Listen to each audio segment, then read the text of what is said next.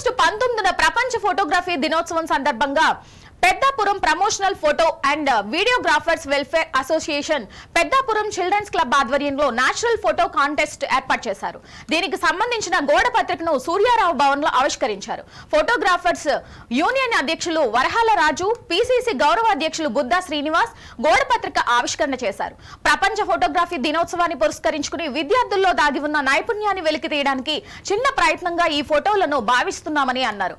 గోడ పత్రిక ఆవిష్కరణలో children's club అధ్యక్ష కార్యదర్శకులు కూనిరెడ్డి అరుణ, రొంగల అరుణ, నేహ, బంగారం, ఫోటో స్టూడియో యూనియన్ నాయకులు రెడ్డి, రమణ, బల్లా సతీష్, సాహితి, శ్రవంతి, గౌరవ అధ్యక్షులు చల్లా విశ్వనాథం తదితరులు పాల్గొన్నారు.